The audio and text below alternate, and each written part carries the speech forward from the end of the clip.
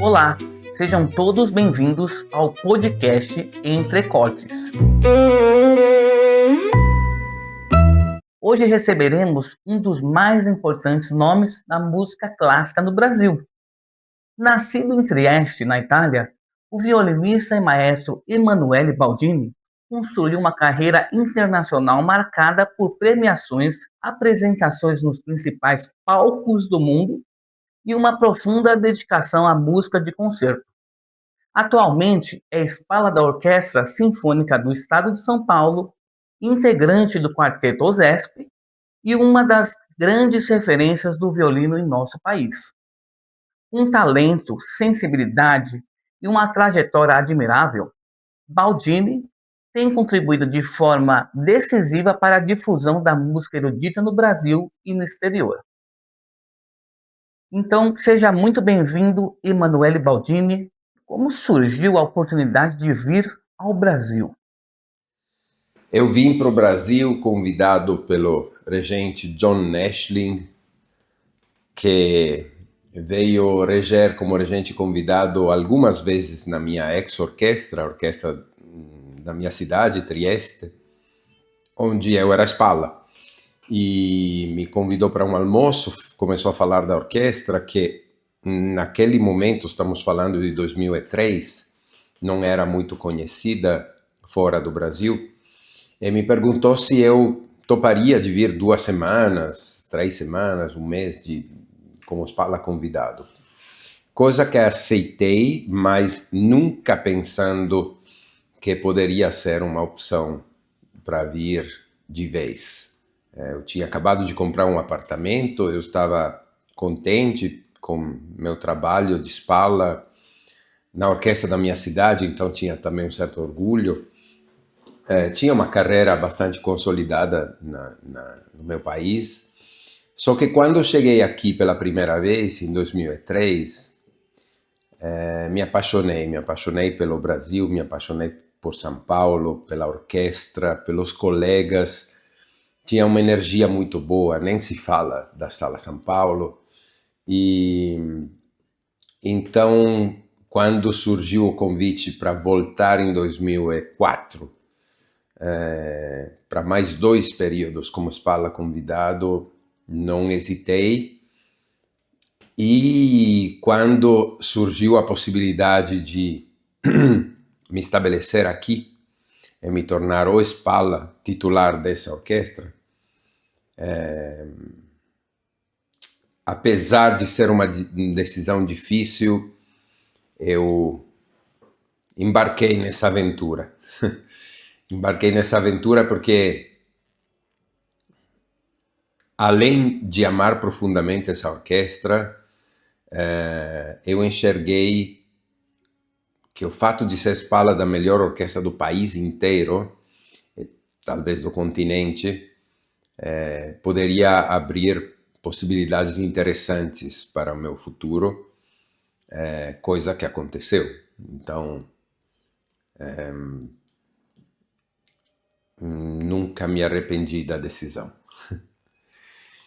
Após quase 2 décadas como espala da USESP, qual foi o momento mais marcante dessa trajetória? Eu poderia falar a primeira vez que tocamos no Musikverein de Viena. Eu caí num choro muito genuíno quando fechei a porta do meu camarim ao lado do palco para me trocar. O fato de estar tocando como espala da minha orquestra, representando o Brasil naquele que para nós, sobretudo para nós na Europa, é um templo. O Musikverein de Viena é um templo da música. É um pouco aquilo que a Carnegie Hall é para a América do Norte. Eu caí num choro, mas também poderia falar da primeira vez que tocamos no Proms de Londres, com 6.000 pessoas acompanhando É no momento do bis, inclusive com Nelson Freire, saudoso Nelson Freire, e no momento do bis, as bandeirinhas do Brasil começaram a aparecer. Poderia falar também da gravação da Sinfonia Alpina de Strauss com Frank Schipway, que foi também um dos meus mestres da regência.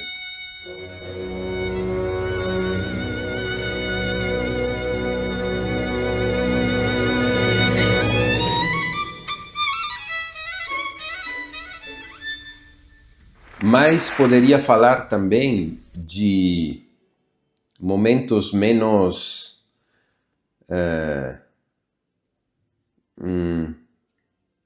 mais íntimos, momentos especiais, menos nos holofotes, digamos, mais íntimos, especiais porque me deram algo e me enriqueceram profundamente. Por exemplo, um concerto que fizemos durante a turnê de 2004, eu era ainda Spalla convidado, em Teresina, num teatro-cinema em que o ar-condicionado estava quebrado. Lá fora estava 43, 44 graus, era um calor do inferno. Foi o único concerto da turnê em que o maestro permitiu que a orquestra tocasse sem paletó.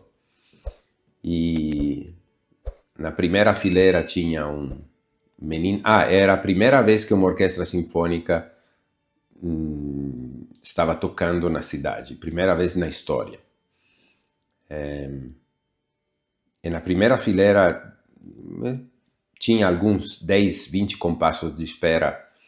Eu virei a cabeça e eu vi na primeira fileira um adolescente de 14 anos, algo assim, que estava literalmente assim, fascinado, encantado. Eu tenho aquela imagem para sempre gravada na minha cabeça, no meu coração.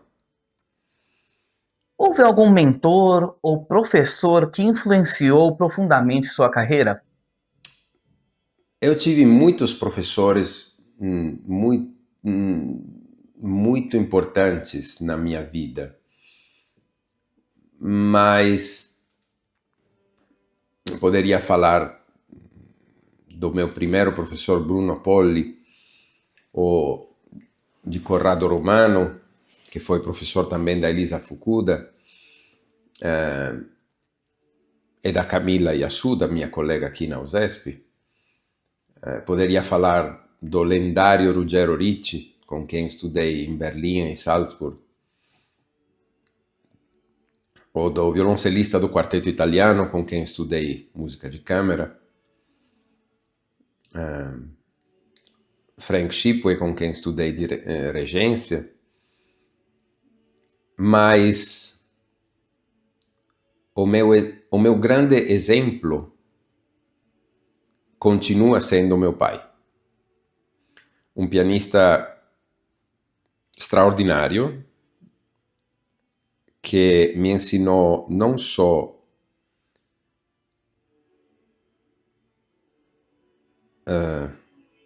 o estudo, a importância do estudo de qualidade,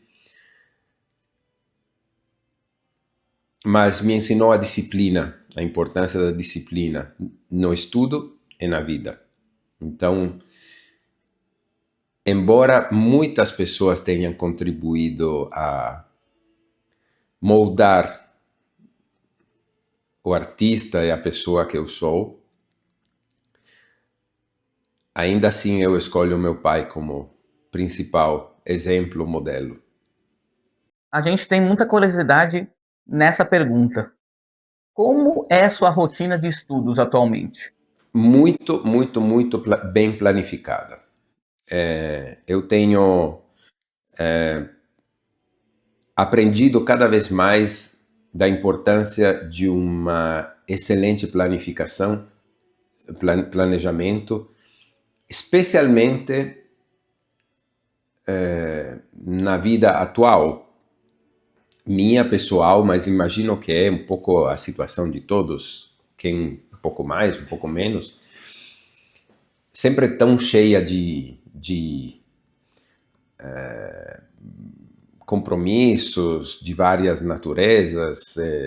Temos a família, temos os imprevistos, temos os ensaios da nossa orquestra, temos viagens. Então, a minha rotina é uma rotina planejada com antecedência, que só muda em eventos imprevistos, mas justamente por ter essa diferença muito grande, tem dias que eu consigo apenas fazer 1 hora de técnica básica, porque depois tenho que ir para Tatuí ensaiar com a minha orquestra jovem lá em Tatuí, e volto só à noite. Então, tem dias que são dias que eu chamo de manutenção, em que eu tento fazer o trabalho de manutenção mesmo da minha forma técnica. E tem outros dias que não, tem outros dias que eu consigo estudar horas, diferenciando também o repertório. Aí eu tento fazer uma lista de todo o repertório que eu tenho que trabalhar por ordem cronológica, né, com os primeiros compromissos primeiros, e tento começar com muita antecedência a estudar com calma, sem pressa, para nunca chegar nos últimos dias com a corda no pescoço.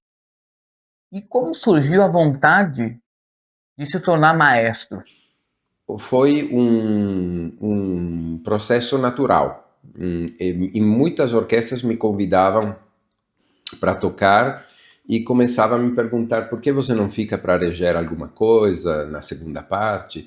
E no início eram obras do período clássico, Haydn, Mozart, ou serenatas para cordas, coisa que qualquer spalla é capaz de liderar, de conduzir. O Spalla já, por meio do trabalho dele, acumula uma série de conhecimentos, de características que são muito parecidas com as características de um regente, ou a importância de saber dar um ataque claro, a ter muito claras na cabeça as ideias musicais, direções, articulações, saber o que falar, como falar, porque quando você exerce a liderança, que seja como Spalla, que seja como regente, você tem que saber como exercer essa liderança para obter o máximo resultado dentro de um ambiente mais sereno possível, não? Então, foi um processo natural, e a pouco esses convites voltavam a acontecer. Então, as obras que eu devia reger estavam começando a se tornar mais complexas. Então, chegou um ponto de não retorno em que eu tive que tomar a decisão: ou eu paro de aceitar convites também como maestro e me concentro só no violino, ou eu vou começar a estudar de verdade. Aí eu comecei a estudar com vários mestres. O mais importante aqui no Brasil foi Karabchevsky, e depois veio Frank Chipway, do qual fui também assistente em alguns casos. A gente está numa era de tecnologia muito avançada. Na minha época, não tinha nem celular. Era aqueles bips que a gente mandava mensagem, tinha que ligar no orelhão para mandar uma mensagem. Hoje em dia, todo mundo usa a inteligência artificial e também redes sociais. A minha pergunta é: a inteligência artificial pode ser uma aliada dos músicos ou ela representa um risco para a arte? Essa é uma boa pergunta, porque a inteligência artificial, eu poderia colocar a inteligência artificial junto com as redes sociais, junto com o celular, junto com a internet em geral. São ferramentas. Eu sou uma pessoa bastante tecnológica, eu sou uma pessoa bastante convencida de que não tem nada ruim nessas ferramentas. O que tem de ruim está no ser humano. Então, como qualquer coisa, vai depender muito de como ela é utilizada, a ferramenta em questão. Então, assim como eu não sou inimigo das redes sociais, muito pelo contrário, porque acho que podem ser grandes aliadas para a divulgação, para o ensino também, para servir de inspiração. É assim que eu uso as redes sociais. A inteligência artificial é exatamente a mesma coisa. Claro que pode ser uma ajuda e uma aliada extraordinária, se bem usada. Então depende de nós. Depende de nós. Eu lembro que no passado, quando no momento de glória das gravações, da época das gravações, né? Tinha muitos professores que falavam que as gravações são danosas porque um jovem começa a se fixar e querer copiar uma interpretação, é que melhor não escutar as gravações, que podem fazer um trabalho contrário ao que o professor ensina. De novo, a mesma coisa. Claro que se você escuta uma gravação de uma interpretação do concerto de Brahms com o intuito de copiar cada escolha estilística de fraseado, é claro que não é positivo. Agora, se você escuta uma gravação para se inspirar, para um pouco como ir numa aula, porque as gravações podem ser aulas, verdadeiras aulas de música. Então é tudo, no final das contas, depende de nós. Eu não demonizo nenhuma dessas ferramentas, a priori. Tem sempre pessoas mal intencionadas, pessoas negativas que fazem uso disso da pior forma possível. Mas não é um problema da ferramenta, é um problema do ser humano.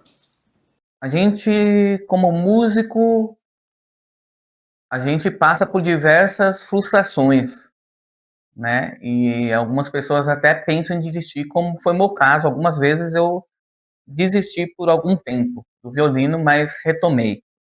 O senhor já enfrentou alguma grande frustração na sua carreira? E por algum motivo o senhor pensou em desistir da música? Frustrações sim, mas fazem parte do percurso. Eu nunca esperei que não tivessem frustrações no meu caminho, assim como eu sei bem que terão muitas outras frustrações ao longo do meu caminho. Frustração faz parte de um percurso. É como uma caminhada. Se você começa a caminhar, cedo ou tarde você cai, ou cedo ou tarde você tem um momento de crise, de cansaço, você tem que parar, ou cedo ou tarde você pega uma direção equivocada e você tem que voltar atrás. Mas se você tem um propósito firme, é uma íntima necessidade de continuar caminhando naquele percurso, uma frustração não passa de um momento de crise que até pode ser um desafio, pode ser usado como um desafio. Agora, mudando um pouco desse universo de música clássica, de regência, eu gostaria de saber o que o senhor gosta de fazer nas horas livres. O senhor tem algum hobby, alguma atividade favorita fora da música? Tem várias coisas que eu gosto de fazer quando não estudo música, ou violino, ou partituras. Aqui tem a partitura da primeira sinfonia de Beethoven, que rejo próxima semana. Tem muitas coisas que eu gosto de fazer. Cozinhar é uma atividade que me relaxa muito e estimula a minha criatividade de outra forma. Gosto de, quando tenho uma tarde livre, um domingo livre de tarde, gosto de ficar com meus pensamentos na cozinha, com uma taça de vinho, fazendo alguma coisa para a minha família. Gosto de ver jogos de futebol.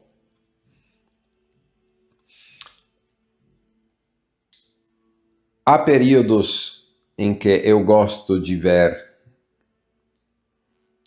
filmes, seriados, não constantemente. Tem períodos, às vezes começo a ver um seriado e me apaixono e vou até o fim. Eu gosto muito de ler, sobretudo sobre arte em geral, filosofia, e literatura em geral.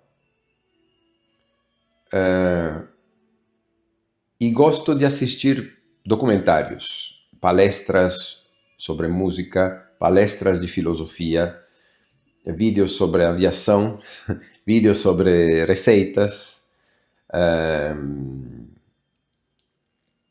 Digamos que gosto de variar os interesses. Me faz bem, me limpa um pouco a cabeça, sair um pouco da música e abraçar outros interesses. E dentro desse universo ainda, qual é a sua comida favorita? E existe alguma bebida que o senhor goste muito de harmonizar com essa comida? É claro que para um italiano a comida italiana sempre será um dos pontos altos, né? Então uma boa massa bem preparada, com um molho bem preparado é sempre algo muito especial para mim. Mas eu gosto também de uma boa muqueca, sobretudo baiana, com dendê. Eu gosto muito da comida peruana, todo tipo de ceviche, e a comida japonesa. Comida japonesa tem uma paixão especial.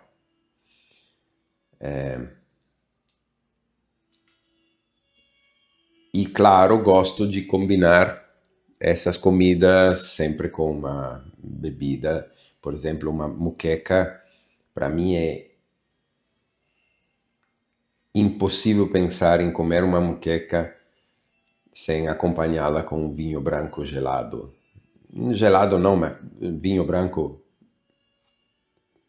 frio. Então acho importante que a bebida, uma boa bebida de qualidade acompanhe uma comida de qualidade. Agora, no final da nossa entrevista, a gente vai fazer um bate-bola. O senhor responde apenas com uma resposta que vier na sua mente. Maestro ou violinista? Maestro ou violinista? Músico. Café ou chá? Café, sem dúvida. Vinho ou cerveja? Menos dúvida ainda, vinho. Itália ou Brasil? Brasil. O Brasil me acolheu, o Brasil é meu país hoje. Paganini ou Flauzino Vale? Não pode ser uma pergunta justa, vai, não podemos comparar. Porquanto eu aprecio muito Vale, também não só como compositor, mas também como personagem, por tudo aquilo que ele fez sobretudo pela música em Minas Gerais, mas Paganini, de longe, não tem comparação nem do violinista que Paganini foi, nem do inovador que Paganini foi, do compositor e do que representa. Paganini representa, na história do violino, representa um marco. Existe um antes e um depois de Paganini. Flauzino Valle foi um bom violinista e um bom compositor. Nosso grande violinista Emanuele Baldini. Muito obrigado.